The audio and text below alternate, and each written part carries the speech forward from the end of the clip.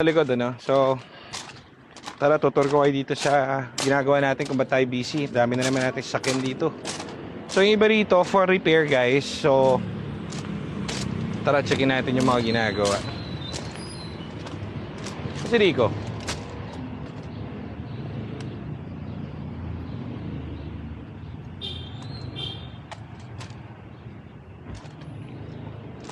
So, ito si Joseph, pinagpadala sa atin. Ito yung L-type na 2011 na Fiesta.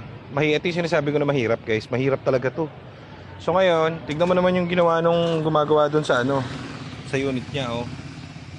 Naka ano, ewan ko ano yan.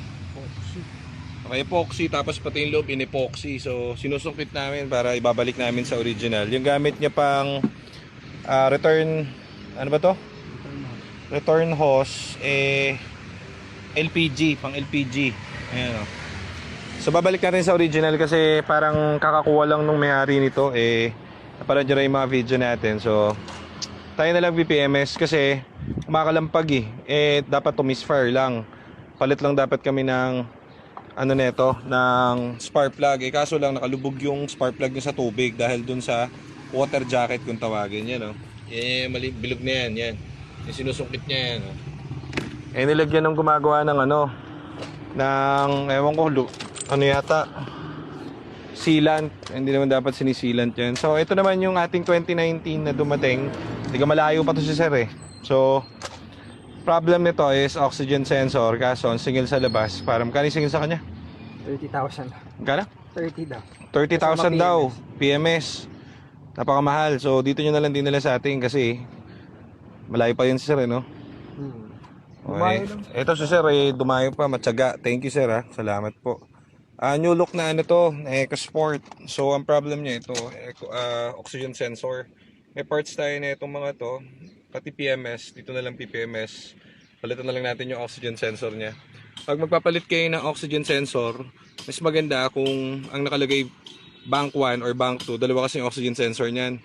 So kung magpapalit na rin kayo ng oxygen sensor nyo, dapat dalawa sabay, hindi pwedeng isa lang.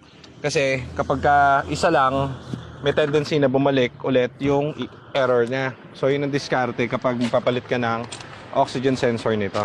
Ito ang ganitong unit.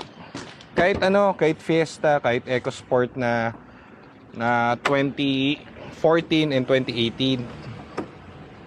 Ganun lang yan.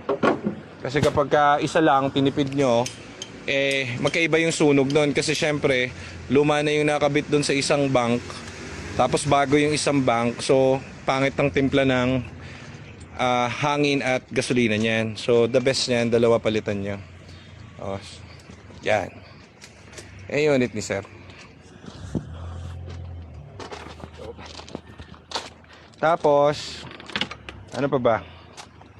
Eto, paggawa nung may-ari nung isang araw. Paggawa nung may-ari nung isang araw, dami nun. EcoSport. So ginawa natin yung ABS nito. Palit tayo ng bagong ABS module nito. Gawa na to. Kaso, nag-request si ma'am. Babae kasi. So, tatakot daw siya magpa-check yata sa iba. So, ang gagawin, nirereklamo niya yung shocks niya. Hindi sa ating galing yun ito, nabili niya lang din to. Palitin natin yung shocks niya. Parang kabayo to kapag tumatakbo yung likod. So, nakakahilo. First owner sila ma'am dito. So, pinapasabay niya. Gawa ni ABS niya. Natatakot siya bumiyahe kapag may may ABS Nakalagay kasi brake malfunction. So, pinalitan natin yung buong module. Ngayon okay na, kakatapos lang i-test drive. Mainit-init pa. Ang gagawin naman natin, request niya, shocks. So, bibili na rin natin tayo ng shocks nito. Papakabit natin. Dito lang, suspension house natin. O, ito mo nakasakay na to rin sa Fiesta. Sinusungkit-sungkit niya. Ano ba yung nahulog? Madami. Ayan, dumi Ayan. L-type na Fiesta. Pag may time kayo, huwag kayong bumili ng... Hindi naman wag sa bumili, iwasan nyo makabili ng ganitong unit kasi promise, swear to God, mahirapan kayo pag nagkaroon ng problem sa transmission to or sa makina. Ito ang Fiesta na 1.4. Lahat ng Fiesta na nandito, yan, ikot ko, Lahat ng pyesa nandito, 1.5, 1.6. Nahilo ko lang ya. 1.5, 1.6. So, eto lang, natatangay 1.4. Kapag nagka-problema yan, medyo mahirap. Okay, so ito yung bago nating Geely. Ay, dito pala tayo iikot naman. Ikot pa tayo rito, teka lang. O, naalala nyo ba to? Baka nakikita nyo guys sa vlog natin itong mustard natin na isa. O, may time na ulit tayo para gawin dahil medyo umandar lang ating pending. So ito, maandar to, nakuha namin to. Cavite yata namin nakuha to. So nakatenga lang dito kasi umaandar naman to, pero may something dun sa transmission. Ang kwento kasi ng may-ari nito, dinala raw niya sa barkada niya to, tapos ginawa daw. Nagpalit daw ng shift fork. Ngayon, nakakapagtaka naman yun, kakapalit mo lang ng shift fork, parang may something ulit yung ano mo, yung trani mo.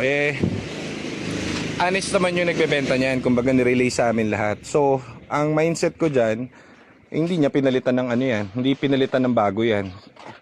And yun nga ang nangyari, kaya hindi namin ginagamit kasi kahit umaandar to, baka madali pa. So ngayon, may time na tayo at dumating na yung mga clutch natin. Nandyan, marami na tayong shift fork na set, marami na rin tayong shift fork, marami tayong shift fork na set at marami na tayong clutch dyan na dumating. So pwede na natin ibaba ang trani. So baba na ang trani nito. Yan, bababa na natin at papalitan na natin ng bagong transmission. So baka malapit na ito mag for sale guys. Itong mustard, bantayan nyo. Ano pa ba yung mga natapos natin? Ito tapos na, for sale to. EcoBoost yan, 1.0. Tapos ito for sale din. Yan. Ayun, sold na.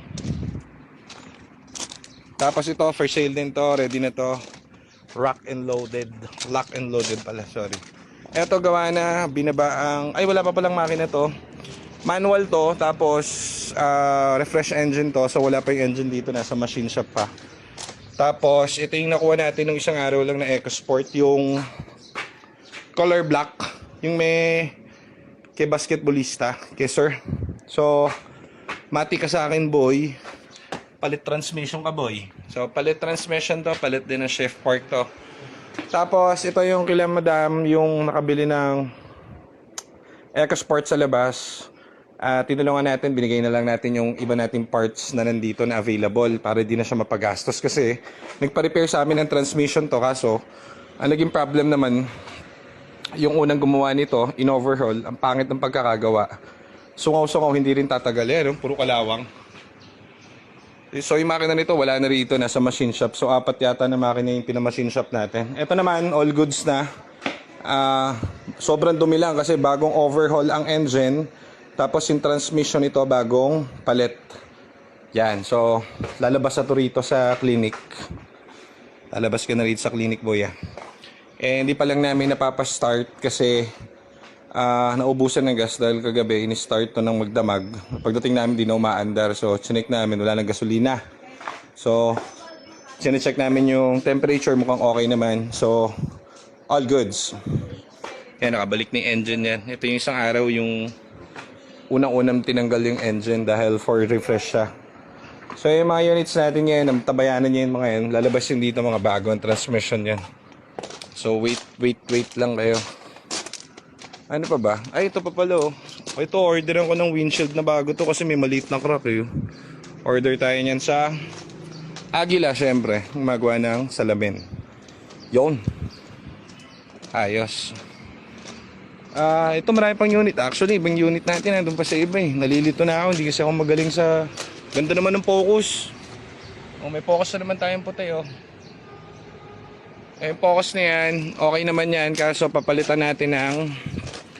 Tingin ko may something yung ano nito, yung thermostat housing. So order na tayo ng bagong thermostat housing. Tapos due na to for PMS and everything. So malapit na rin to mag for sale. Ito sold na. Ito, ano ba problema nito? Ay, kinalas ko pala yung ano nito, yung ang tawag dito, yung cambio. Babalik natin yung cambio niya. Ano kay Edwin? Okay ka lang? Okay lang daw, sige Edwin, napagod. Okay, yan ang ating mga updates ngayon. So let's go. Si sir nag-shopping eh, galing sa malayo eh. Mahal daw ng PMS dun sa labas eh, na. May-ari niyan, galing pa sa malayo. Sinisingil daw siya. 20 mil. Kung ano-anong 20 mil, napakamahal naman ng PMS niyo boy. Okay, so ayan, drain mo natin lang ito.